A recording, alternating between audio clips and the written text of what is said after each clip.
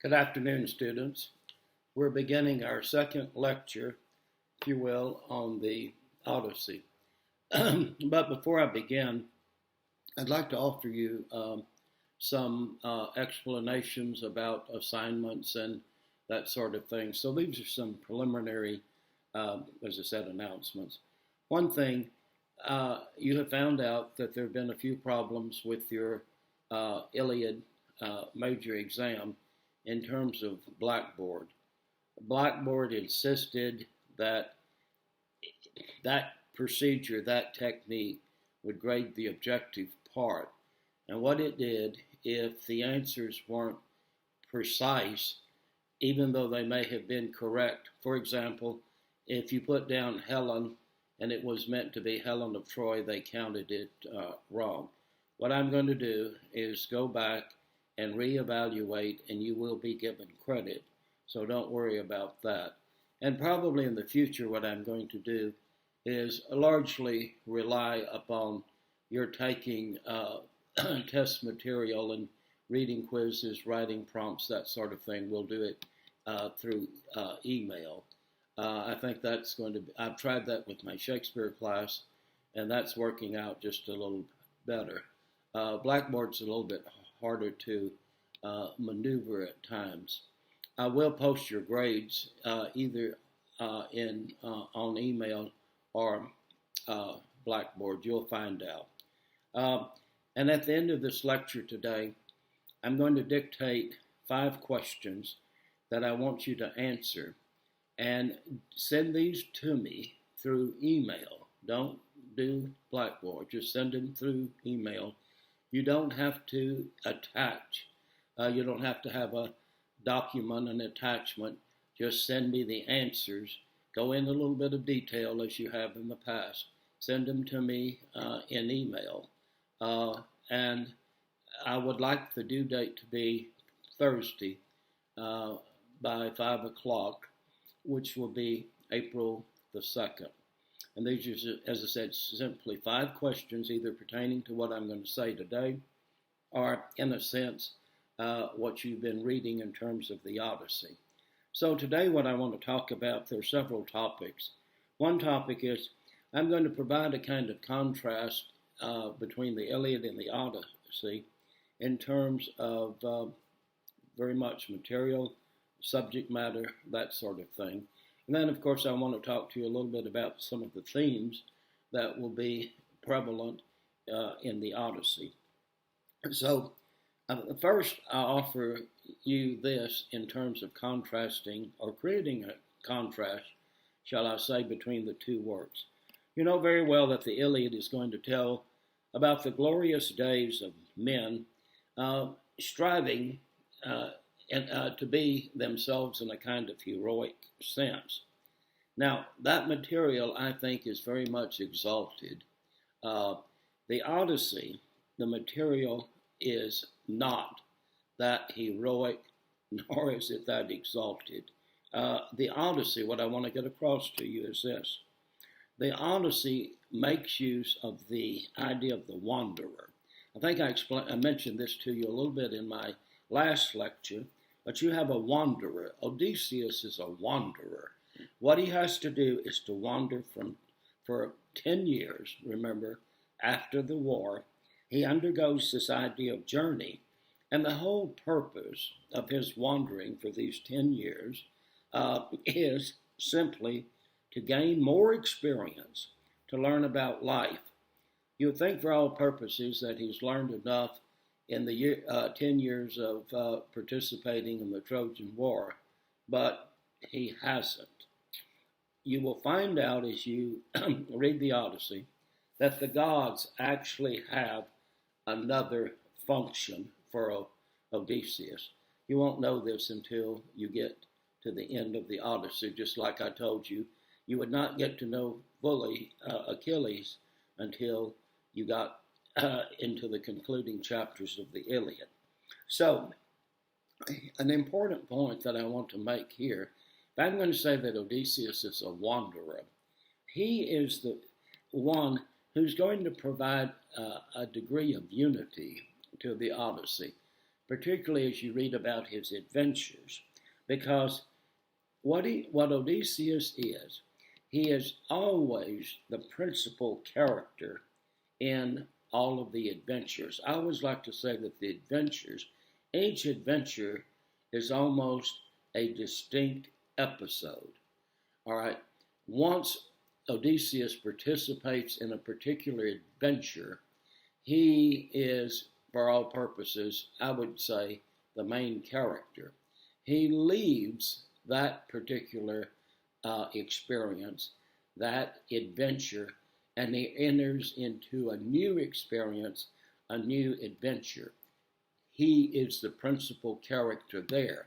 Now, people in one adventure would not necessarily know about people in the second adventure, because obviously there is a geographical distance, if you will, between the various adventures. Now, some of the adventures that he will experience are actually somewhat similar to fairy tales or folk tales. That will become part of our discussion. Now, I guess what I want to say to you, a major difference in terms of Odysseus as a character in the Odyssey is that he's defined as what I would want to call a kind of P-O-L-Y, tropos, T-R-O-P-O-S. It's one word, polytropos character, which means many-sided, many dimensions. He is going to show various traits in terms of the various adventures that he will participate in. If you remember the old TV show MacGyver, he's a kind of MacGyver character who will use his mind and his intelligence to get out of, shall we say, certain difficult situations. So I think that's an important point of contrast, if you will, between the two works. Now, another point I make to you is this, and you may have found this out in terms of your reading. The Odyssey will contain characters who very much you read about in terms of the Iliad, and they are also in the Odyssey, but they won't play any direct part in the return of Odysseus. For example, he's going to meet Nestor. Nestor is going to give him advice. He's going to make some kind of commentary. What Nestor is actually going to want to do is to reminisce about the days of the Trojan War. They won't always have a great deal of dimension. Also, you're going to read about, for example, Helen and Menelaus. What happens here is we were set up what I'm going to call the theme of endurance. By having Odysseus experience the various adventures, he's going to learn the art to endure. This is also going to happen in terms of his son, as he finally will have to undergo the Rite of Journey himself. Another point of contrast is, unlike the Iliad, the Odyssey does operate showing a degree of suspense and mystery. There is always the suggestion of uncertainty. Remember, as we discussed the Iliad, everything that was going to happen in terms of the Iliad was somewhat predictable. What ensued was the idea of a kind of delay tactic, particularly instituted on the part of Zeus. There is, in the Odyssey, if you will, the element of chance and uncertainty. Now, really a kind of important consideration is you have got to pay attention as you read the Odyssey to the idea of the importance of the gods. You remember we spent a great deal of time in the Iliad talking about the gods and the role that the gods played. Now, I think if some of you are beginning to read the Odyssey, you may be asking the question, well, the gods are different here. in terms of the Odyssey. Actually, their role is different. All of the gods, for the most part, take a direct role in aiding, particularly, shall we say, Telemachus and Odysseus. There's this feeling of urgency. One thing that they want to happen is that Odysseus must have an opportunity to get home in a kind of haste. And I'll explain this another time, because you're going to think for all purposes that there will be this time lapse of the 10 years. Well, when we get to some of the particular adventures, I'll show you what particularly unique device Homer's going to employ. Because you've already read probably book 1 of the Odyssey, and you will see immediately the need for him to get back home, because he's got to contend with the problem back home, the idea of dealing with the suitors. So the gods take a very vested interest in man. In particular, now note the importance of Athena and the role that she's going to play. Once again, I call your attention to the part that she plays, if you will, in book 1. Now, the one god who does not agree with the others, of course, is Poseidon. And as you read further into the Odyssey, you will understand why he very much will be against Odysseus, and he will be largely responsible for some of the challenges and for some of the uncertainties that will face Odysseus. Now, so the gods, very much, some of you will say, well, finally, they're not going to bicker. They're not going to lie. They're not going to be petty. They're not. They did behave that way, again, in terms of the Iliad. They're not in terms of the Odyssey. And once again, pay attention to the behavior, if you will, of Athena. Now, another point of contrast that I would like to call your attention to is a philosophical basis. This philosophical basis as a contrasting point between the Iliad and the Odyssey. You remember in the Iliad, the speech that Achilles makes about the 2 jars that Zeus, where he will distribute in one jar the force of good, and in another jar the force of evil. The idea there, the statements of fatalism, okay, the idea that man's role in life might have been planned in some kind of fatalistic fashion. Now, to make it more realistic, I suppose, in terms of the Odyssey, there's a difference. In the Odyssey, Homer places an emphasis clearly on man and man's responsibility, in a sense, for what happens. So, a great deal, and particularly as you're going to read in terms of some of the adventures, Odysseus and others have to bear a responsibility for what happens. Okay? So, this topic, as I said, I wanted just to suggest some contrasting points between the 2 great classical poems. Now, what I'd like to do now is to talk to you about the structural arrangement of the Odyssey. So if you're going to find that there is really a great coherence and unity to the Odyssey. It by no means is fragmented. Now, this is not to say that the Iliad was. There's a structural difference here.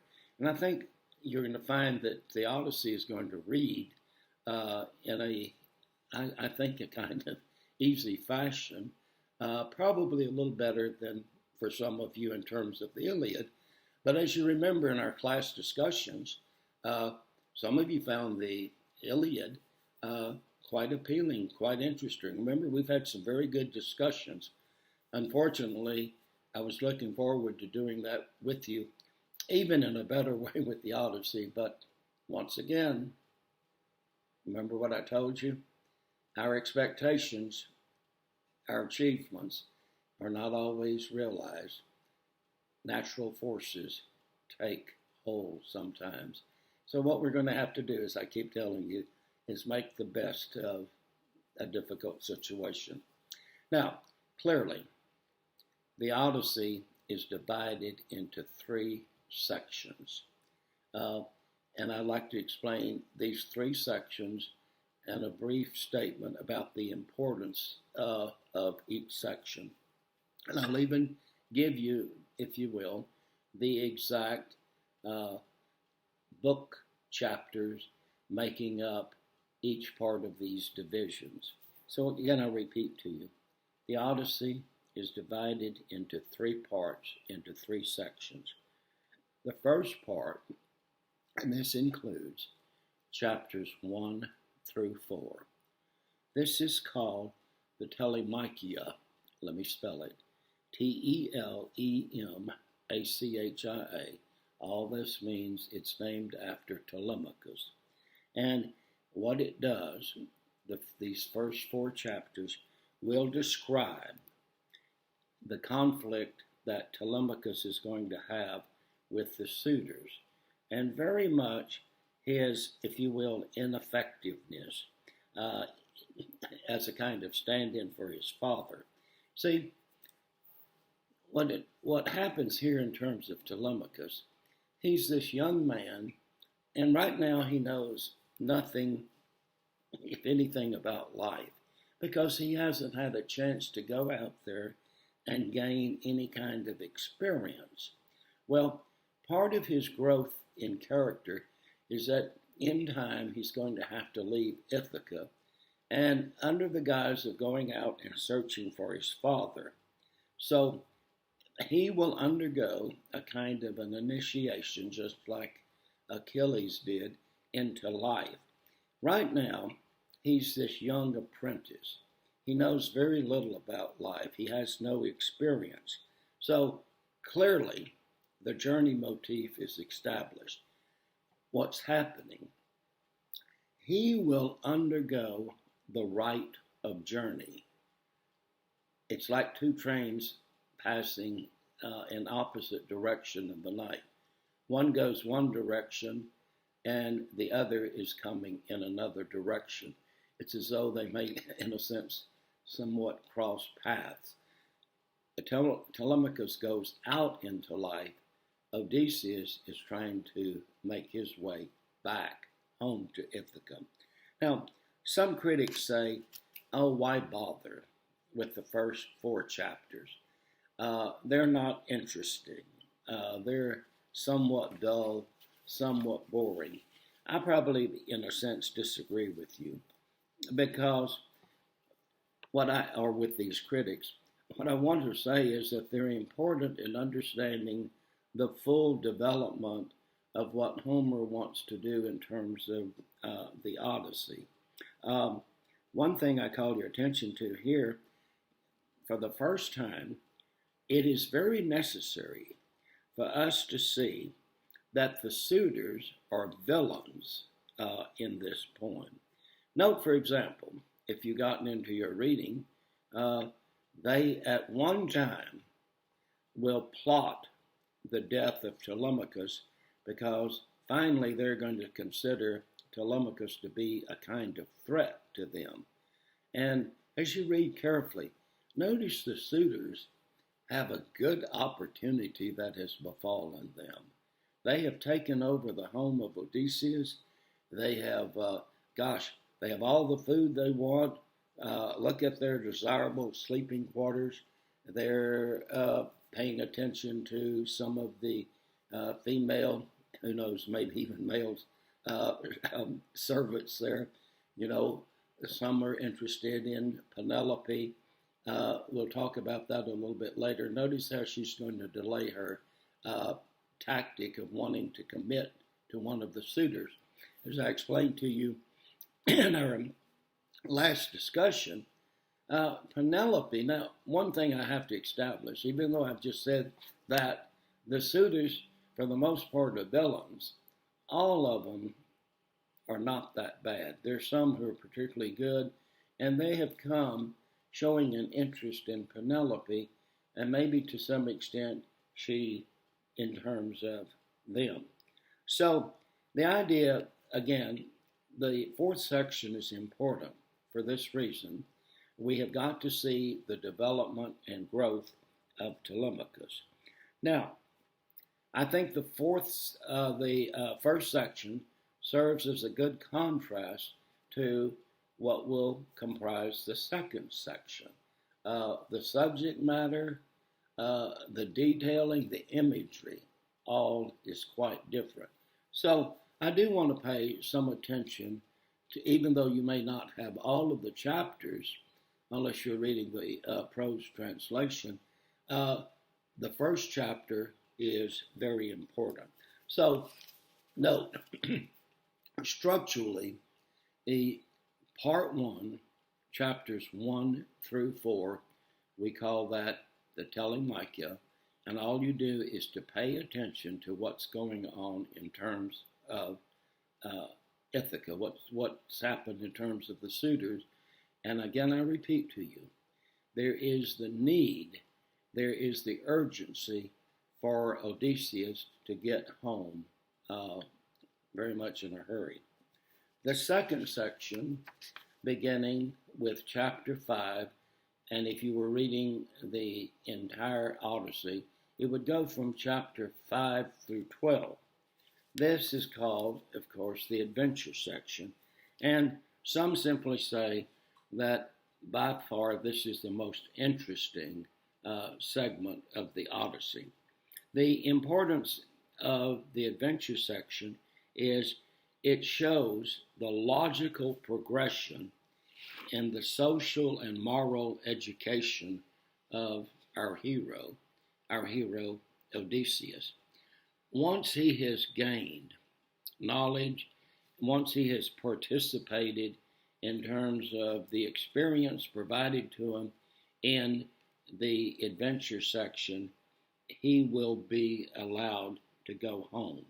Now, in a kind of general statement, what I want you to see, look, Odysseus will grow from being initially the sacker of cities to the wise king who will restore order back to Ithaca. See? So, very much, you will enjoy reading about some of these adventures. As I told you a moment ago, some of them do partake of the idea of the fairy tale, the folk tale. Look at some of these experiences that he will undergo. I mean, this is something that, in a vicarious way, we might all like to experience. The third section, beginning with chapter book 13 through 24, is called the return. Now, return in this regard, and the word I want you to get is nostos, N-O-S-T-O-S. It parallels to what we would call the homecoming theme. Now, what this means in a more specific way is to return back to one's place of origin, if you will.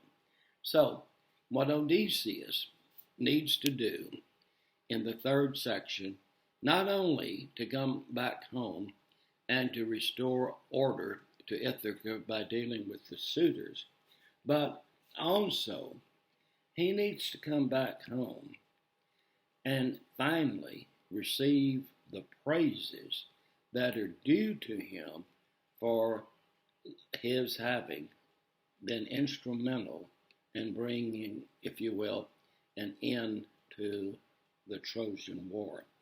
And also, by coming back home, he will have achieved one aspect of his identity. All right? Remember we talked about in the Iliad, the idea of Kleos, so as to speak. He wants to establish his own identity, his own heritage. Remember. So here, I think you have a very, very suitable order and arrangement. Just go part 1, part 2, part 3. That's the narrative. Now, I would like to talk to you or mention to you, you think about this.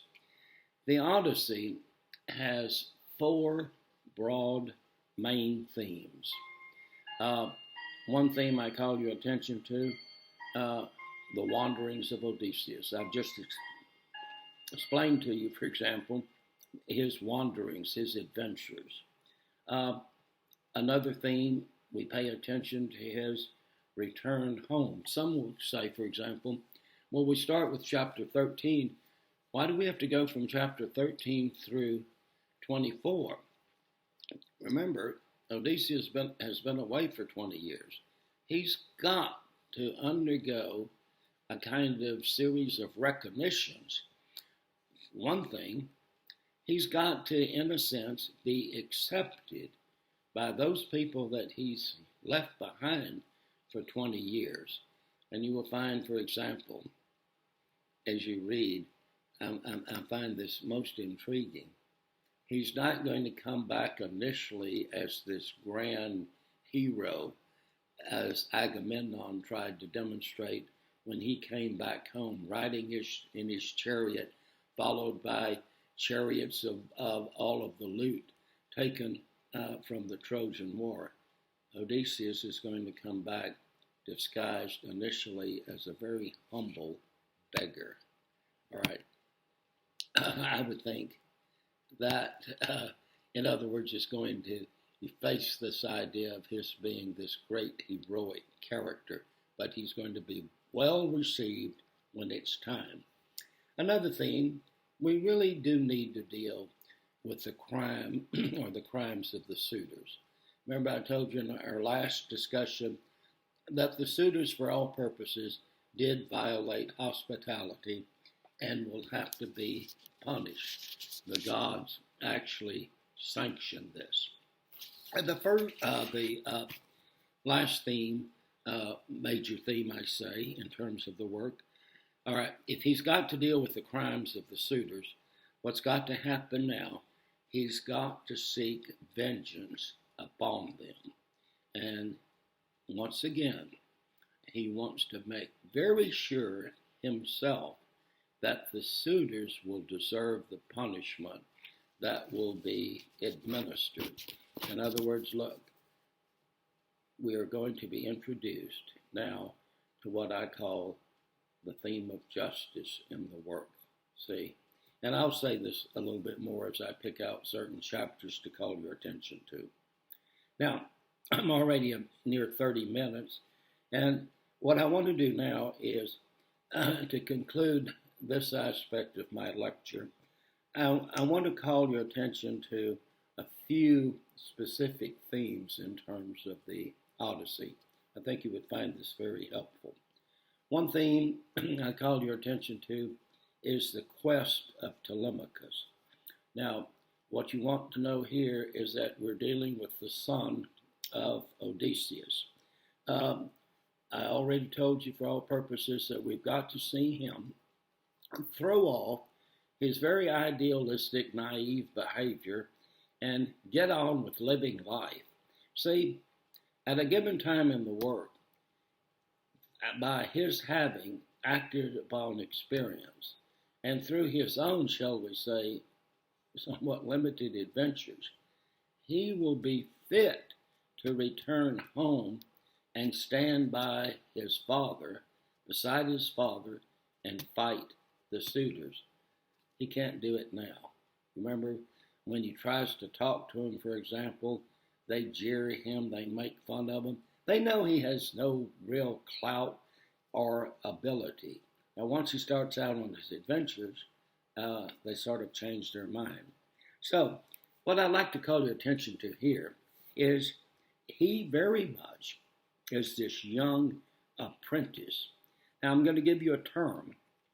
The German word is called Bildungsströmung. I'll spell it. Bildungsroman. Bildungsroman.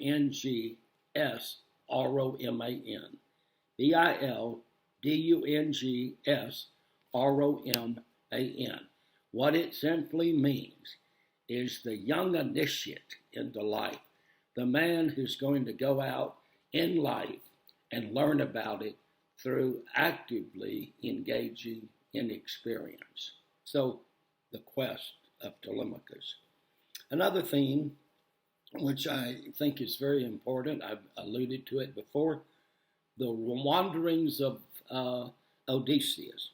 Now, here, what I mean here is that Odysseus is going to be repeatedly tested and tempted by all things that nature can throw and what the gods can throw at him. So I think that's going to be important.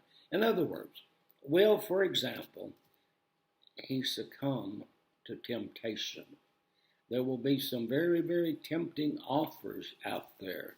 How is he going to react? All right. So I want to emphasize the fact that Odysseus many, many times will be tempted and tested. Now, another theme obviously would be the homecoming. The idea of the homecoming is he comes back home just like at the end Achilles has thrown off all of his illusions. This also will be true of Odysseus. All of his illusions are thrown off. He's going to come back home, and for all purposes, he's got to establish order in Ithaca. Another theme that I find rather important in the work is the theme of loyalty. Now, if you would look at it rather carefully, as you look, for example, even in Book 1, loyalty is going to be apparent in Penelope's attempting to resist the suitors. I think one of the very important characters, and you must pay attention to her, is the importance of the old nurse. Remember, her name is Eurycleia, and look what she does in establishing relationships between and among members of the family of Odysseus. You remember, she's what we call in literature a confidant. And when I say a confidant, the idea is that both Odysseus and Telemachus can confide in her. You remember when it comes time for Telemachus to undergo his Rite of Journey, to undergo his travels, initially he doesn't confide in his mother. He doesn't tell his mother. He confides in the old nurse.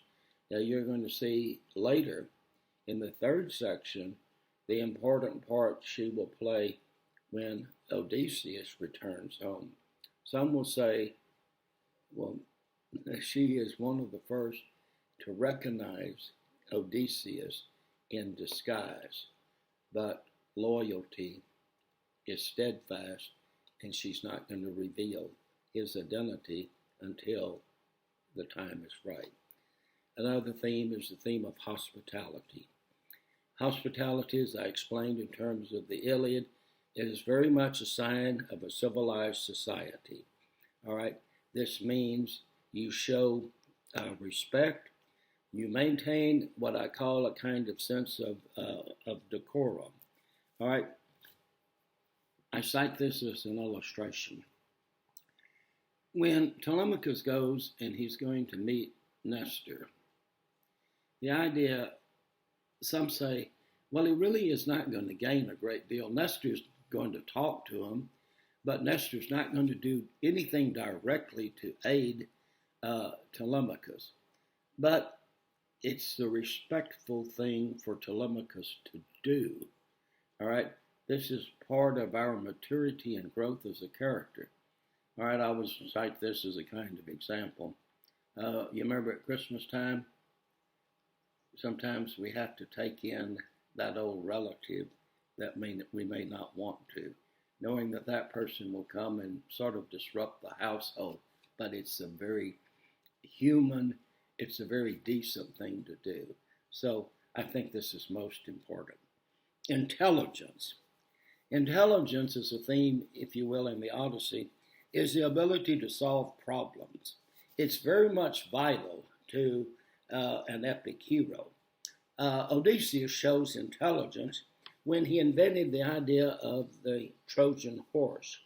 Now, an important point I make here, in terms of the Odyssey, intelligence is sometimes akin, if you will, to believable, useful deceit.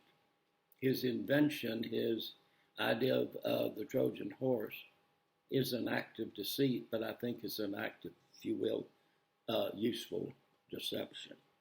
Experience is a theme in terms of the Odyssey. Both Telemachus and Odysseus are men of action, and they have to learn about the world through their travel. They have to go to new lands. They have to have conversations with strangers. All right, and I remind you again, they're constantly, if you will, being tested. And then I can conclude my calling your attention to specific, if you will, themes in the Odyssey by, just as I did, if you will, in the Iliad. You show respect for the gods. You show respect for order. I cite the idea of the murder, if you will, of Agamemnon by his wife. All right. Part of what Odysseus has got to learn, and Telemachus will learn this as well, that you've got to be obedient to the will of the gods. Agamemnon was not. So, it's almost 36, 37 minutes. So I will conclude the second lecture by having, I hope, presented you with some kind of insights that will aid you in your appreciation and your study of the Odyssey. So the last thing I want to do, I said that I would dictate to you these 5 questions. This is not by any means a major test. This is a kind of reading assignment, a kind of writing prompt. I want you to spend a little bit of time looking at my questions and then providing an answer. Remember, you're going to do this by Thursday and send it to me by email. So if you will, and you see what I've done with you, don't you? Notice I've saved the questions toward the end of my discussion. So that doesn't mean that you could have just flipped on this lecture and maybe heard 5 minutes of it. I guess unfortunately you had to endure the whole 35, 37 minutes of my discussion. But I think for the most part, you might have liked portions of it. At any rate, sort of to end for today, let me dictate these questions to you. And then you send answers to me. And again, go in for a little bit of detail. Now remember, you're vying for a grade. And the more you can give me in terms of examples and details, the better your grade. All right. Number 1. In Book 1 of the Odyssey, why does Athena visit Ithaca? What conditions exist in Ithaca when she arrives? Number 2, how is Athena treated by Telemachus? I will tell you a note here. Notice that initially, and some say that she never does, when Athena comes to visit Ithaca, she's disguised. Pay attention to that as you read carefully. So, as a stranger, how is Athena in disguise treated by Telemachus? Number 3, what advice does Athena give Telemachus about what I mean here, about what he should do, how he should behave? And the follow-up question is, why does he need to go and see Nestor? I've sort of already talked about this, but as you read, you may provide even more insight. And from your reading and from what I've said, number 4, what becomes the fate of Agamemnon? Remember, it's told to you in terms of your reading, but I've alluded to it as well. And the last question is, who is Eurycleia? I spell it Eurycleia.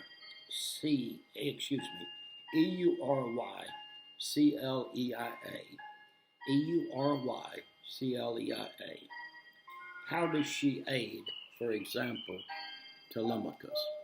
Now, as a bonus question, I want you to pick out one of the themes that I alluded to in my lecture, in my discussion today, and already tell me how you have found that theme apparent in what you have read so far. Can you do this? All right, it's almost as though I've held you the full time in a kind of class situation. Once again, do well, keep healthy, keep safe, and I repeat that don't worry about the major exam. I will make the necessary adjustments in terms of what's happened with Blackboard. So keep up, and I'll let you know later when there's another lecture discussion. You're not by any means ready for a major exam yet. Read as much as you can. Have a very good afternoon, and as I said, take care. Goodbye.